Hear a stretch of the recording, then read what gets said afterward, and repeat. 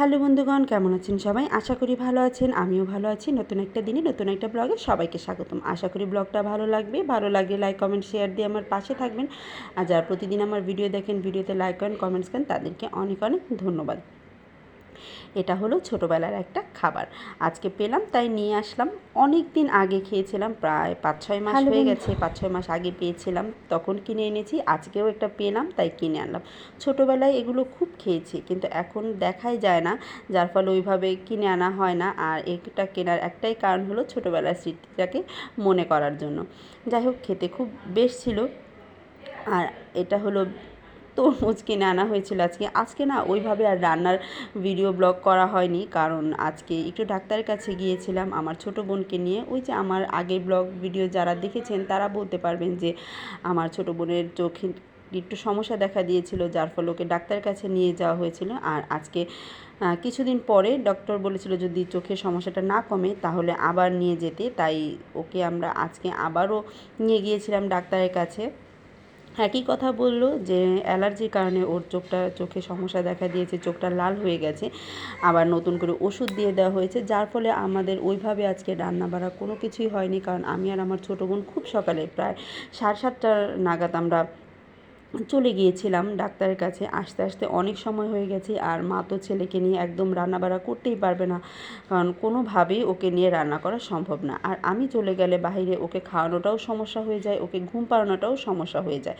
দেখা যায় যে আমি ছাড়া ওকে ঘুম পাড়ানোও যায় না, খাওয়ানোও যায় না। মা কোনো কিছুই করতে পারেনি, যার ফলে ওকে খাওয়ানোটাও সম্ভব হয়নি, ঘুম পাড়ানোটাও সম্ভব হয়নি। আমি আসার পরে ওকে খাওয়ালাম, তারপরে ঘুম পাড়ালাম। এই করতে করতে দেখা যায় যে আমাদের রান্নাটা আর হয়নি। রান্না হয়নি মানে যে একদম না খেয়েছিলাম সেটা তো না, সিম্পল রান্না ছিল, যেমন ভর্তা ভাত ছিল। আজকে খাওয়া হয়েছিল পেঁপে ভর্তা, তারপরে টমেটো ভর্তা, আর মা একটু অল্প করে ডাল রান্না করেছিল।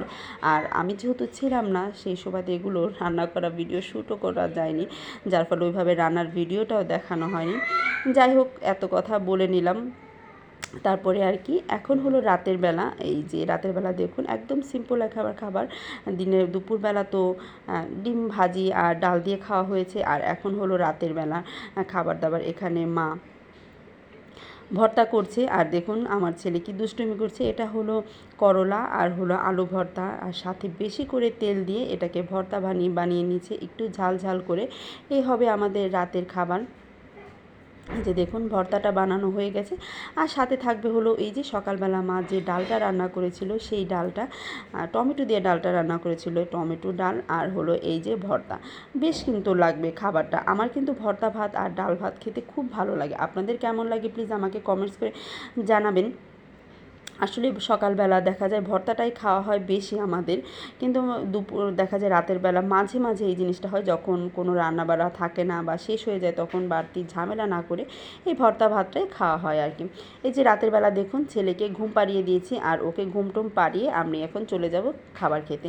মা অবশ্য মা আর ছোটো বোন খাবার খেয়ে নিয়েছে, আমি আবার ইচ্ছে করে খাইনি, কারণ ভাবলাম যে ওকে আগে ঘুম পাড়িয়ে নিই, তারপরে শান্তি মতো ধীরে সুস্থে খাবো, তা না হলে ওকে নিয়ে তো খাওয়া অনেক ঝামেলা হয়ে যায়। আর এই যে দেখুন আপনাদের যে আগের ব্লগে দেখিয়েছিলাম যে একটা ব্যাগ বানিয়ে হয়েছে, হ্যান্ড ব্যাগ আর হ্যান্ড পেন্ট করে। দেখুন ব্যাগটা একদম কমপ্লিট হয়ে গেছে, কি সুন্দর হয়েছে।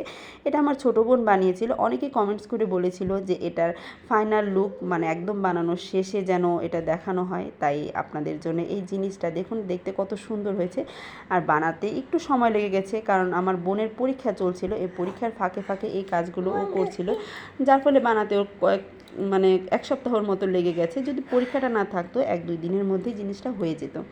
দেখুন, আর প্লিজ কমেন্টস করে বলবেন এই ব্যাগটা কেমন হয়েছে। আমার কাছে তো বেশ লেগেছে, আর সবাই যে যে দেখেছে সবার কাছে খুবই সুন্দর লেগেছে। আর এখন হলো রাতের বেলা, আজ আমাদের খুবই প্রতীক্ষার একটা জিনিস, যেটা এটার জন্য আমরা খুব অপেক্ষা করছিলাম, সেটা হলো বৃষ্টি। এই গরমের মাঝে বৃষ্টিটা আজকে ফাইনালি পড়বে, এটা ভেবে খুবই ভালো লাগছে, সেটা বলার মতো না। তাই আপনাদের সাথে একটু শেয়ার করলাম যে দেখুন বিদ্যুৎ চমকাচ্ছে, যে কোনো সময় যে কোনো মুহূর্তে এখন বৃষ্টিটা নেমে যাবে। আজকে আমরা শান্তিতে একটু ঘুমাতে পারবো। আর এতদিন রাতের বেলা এই যে গরমের মধ্যে ঘুমটা যে কী পরিমাণ কষ্ট, শুধু আমরা না, সবাই, সারা বিশ্বেরই একই অবস্থা।